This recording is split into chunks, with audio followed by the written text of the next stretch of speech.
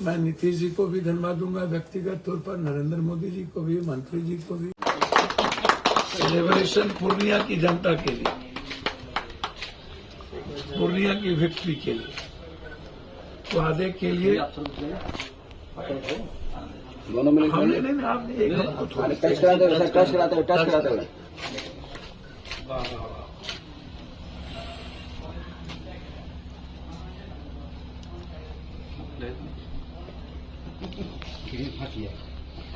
कौन कहाँ से लाया है? चलिए भैया, किसान नेता और लोग काट के आप लोग। पूर्णिया की जनता, आवाम, और मैं एक बात आग्रह अंत में जरूर करूंगा कि जो लोग कभी कभी कुछ पोस्ट करते हैं, मुझे उनसे पूछना चाहूंगा कि 20 साल पप्पू यादव नहीं थे तो फिर आपने एक बार भी एयरपोर्ट की चर्चा क्यों नहीं की? एक बार भी सदन में चर्चा क्यों नहीं की? ये आप हमको बताइए। और 20 साल के अंदर हमारे प्रधानमंत्री जी 11 साल से तो थे ना, और नीतीश कुमार जी 20 साल से थे, तो एक बार भी आज तक नीतीश कुमार जी एयरपोर्ट के जमीन के मामले को लेकर गंभीर क्यों नहीं हुए? वो तो हमारे नेता, सांसद, प्रतिनिधि वहां पर हम लोगों ने और गांव के लोगों ने हमको कॉपरेट किया कि जब पप्पू यादव आ गए तो हम जमीन देने को तैयार है। इसके पहले तो आपने जमीन के लिए लाठी गोली तक चलाई थी, लोगों को जेल में बंद किया था।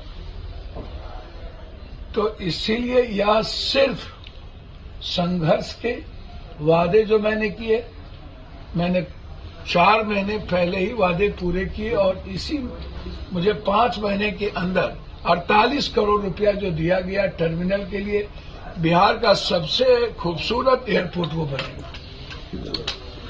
मैं इसीलिए बधाई देता हूं।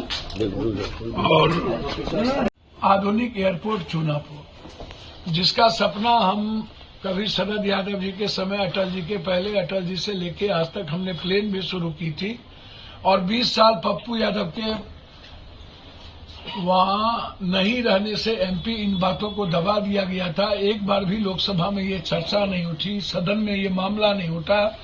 एक बार भी 11 साल प्रधानमंत्री रहने के बावजूद भी कभी इस बात का जिक्र नहीं हुआ। एक बार अमित शाह जी ने तो यहां तक कह दिया था कि एयरपोर्ट शुरू हो गए, जबकि जमीन अधिग्रहण भी नहीं हुआ था। नीतीश कुमार जी 20 साल रहे, लेकिन कभी एक बार भी पूर्णिया जमीन के बारे में चर्चा तक नहीं।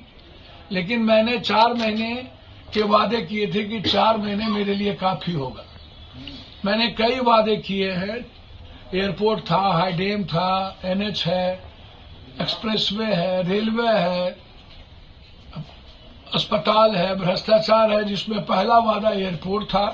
मैं लगभग 5 वादे अपने पूरा कर चुका हूं, 4 महीने में 5। और पूर्णिया सीमांचल को इतिहास में नंबर 1 करना, मेरे पास सारे चिट्ठी हैं।